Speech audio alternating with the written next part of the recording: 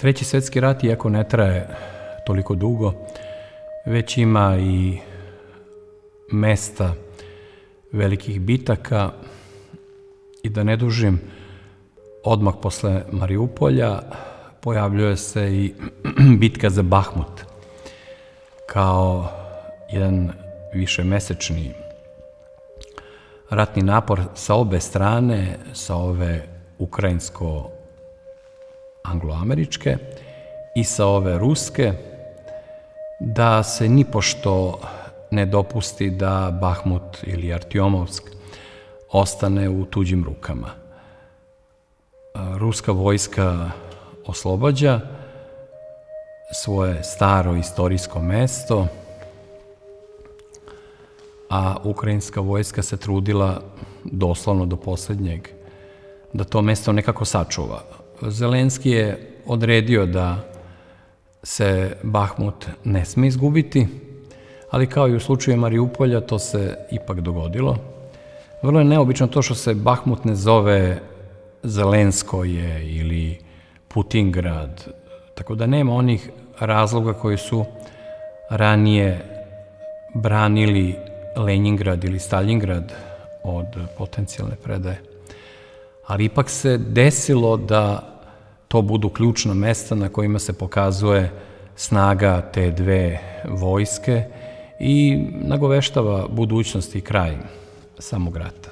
Ali prvo da kažemo par reči o Bahmutu, posebno s obzirom da je to mesto deo i srpske istorije, a ne samo ruske ili, neko bi rekao, i ukrajinske. Znači, grad od 70.000 stanovnika na istoku Ukrajine, on je osnovan na obali reke Bahmutke u 16. veku. Međutim, vek i po kasnije, on počinje da dobija i svoju tvrđavu po naređenju cara Petra Velikog. I tu tvrđavu će naseliti kozaci, a onda će od tada često s te strane izbijati razne kozačke pobune, upravo iz te tvrđave.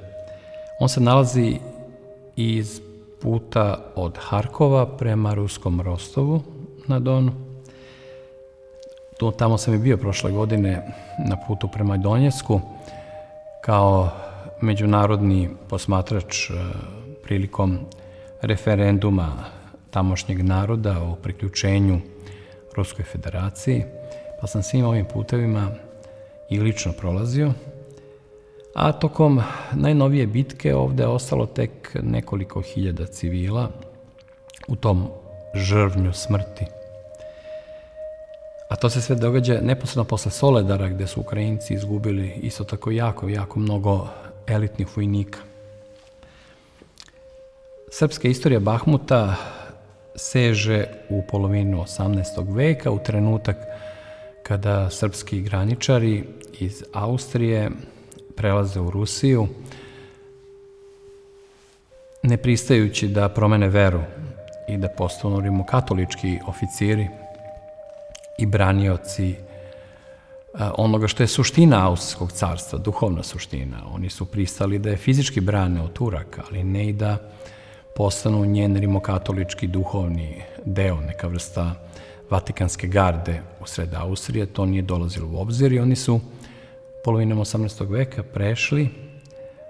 Prvo je stvarana Novoserbija i Novoserbija koju je gradio general Jovan Horvat je dobila vrlo brzo i svoj komšiluk u vidu Slavljeno-Serbije.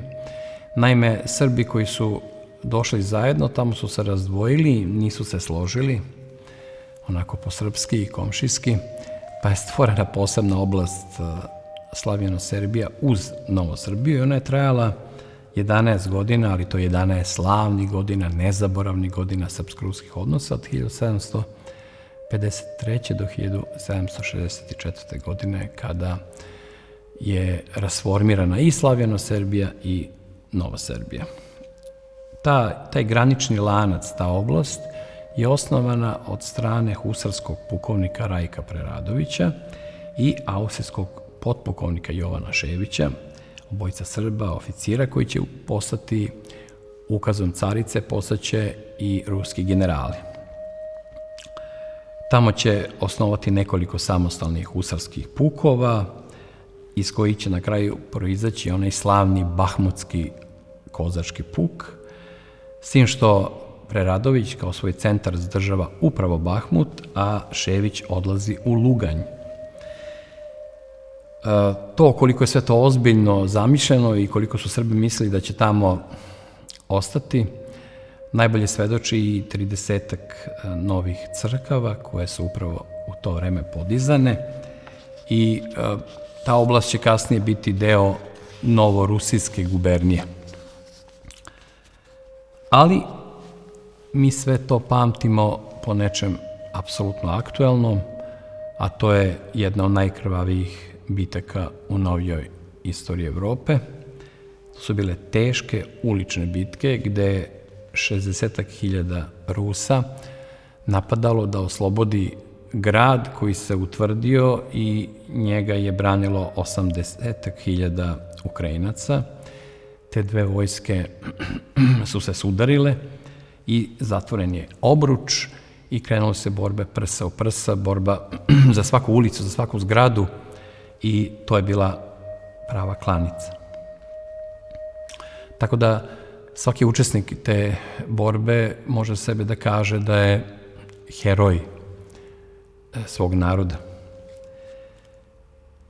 To je, inače samo da znate da je linija fronta tamo dugačka preko 600 km je neprekinuta linija fronta. I sad na jednoj toj tačci se sudaraju najspremnije specijalne jedinice i jedne i druge strane. S jedne strane Ukrajinci, koji su obučavani od NATO snaga i svojom mržnjom prema Rusiji pripremani da ako treba poginu do zadnjeg, ali sa idejom i da pobiju Ruse do zadnjeg, i opet s druge strane ruska vojska, među kojima se posebno isticala ta jedinica Wagner, ti popularno nazvani muzikanti, koji su pokazali čuda od junaštva, stradajući u velikom broju, ali uspevajući da obave posao.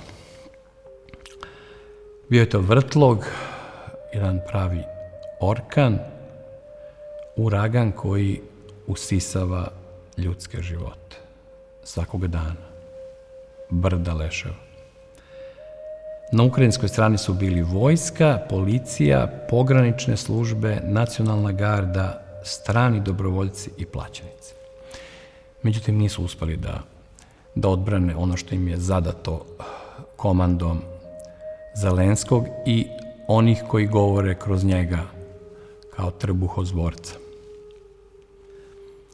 To je bio tunel kojim su mnogi otišli u drugu dimenziju života s one strane. Ukrajinci su je nazivali Druga Staljingradska bitka, ali bitno je objasniti kontekst, ne samo brojeve i strahotu borbi. Kontekst je jednostavan. Spasavanjem ruskosti, autentične ruskosti Bahmuta, spasava se prava Ukrajina. Znači, tu se bori s jedne strane lažna Ukrajina, anti-Ukrajina u vidu nekakve anti-Rusije. I ona se bori da oduzme istorijski identitet Bahmutu i ona se bori ne samo protiv Rusije, ona se bori protiv one originalne Ukrajine, onakve kakva je nastala, kakva se razvijala, kakva je živela tu zajedno sa Rusima vekovima braneći Rusko carstvo od neprijatelja. Zelenski je uveo, kao što znamo, permanentno vanredno stanje ili u prevodu na politički jezik, uveo je diktaturu. Kratka hronologija glasi ovako: sve je počelo 1. avgusta prošle 2022. godine. 8. oktobra se uključuje Wagner, to je taj živi zid Wagnerovih jurišnika. 20. decembra Zelenski je u poseti Bahmutu. 22. marta će on još jedan puta doći u posetu Bahmutu gde deli ordenje. 3. februara Zelenski izjavljuje da je Bahmut ukrajinska tvrđava i da nikada neće dati Bahmut, dok sve to traje do 21. maja, kada je konačno osvojen Bahmut i kada oružane snage Ukrajine i ukrajinski političari napuštaju, ja mislim, zauvek ovaj grad. Zelenski izjavljuje patetično i tužno da je Bahmut sada samo još u njihovim srcima. To je, ponavljam, pobjeda prave Ukrajine nad lažnom Ukrajinom. To je velika zajednička pobjeda te sveruske Ukrajine i Rusije i nikako nije poraz Ukrajine, pošto su Rusija i Ukrajina, kao što svi znamo, jedna duša u dva daha, gde kucaju dva srca u istom ritmu. To vam je kao i sa takozvanim Crnogorcima i Srbima, jer Crnogorci ne mogu da postoje kao ne-Srbi, a kamoli kao anti-Srbi. Tako da oni koji sebe proglašavaju Crnogorcima su u stvari anti-Crnogorci, ne samo anti-Srbi. Tako da neke stvari naležu u pravi smisao tek onda kada se pogledaju istorijski i kada se razmisli o samoj suštini svega što se tamo događa. Bitka za Bahmut, taj srpski, ruski, ali i ukrajinsko-ruski, je prekretnica u borbi za onu pravu Ukrajinu koja će izrasti tek iz poraza lažne Ukrajine. Iz njenog leša će vaskrsnuti ono što ima pravo da sebe naziva Ukrajinom. Ukrajina je srce Rusije, jer je tu osnovana Sveta Rus. Tu je počelo sve što je važno i što je vezano za Svetu Rusiju, za krštenje Rusije, za gradnju te velike zemlje, zatim carevine i na kraju imperije. Nimalo slučajno Zbignjev Bžežinski piše sledeću rečenicu: mora se uzeti Ukrajina Rusiji iz fizičkih i duhovnih razloga. Zato se Zapad i bori protiv Ukrajine.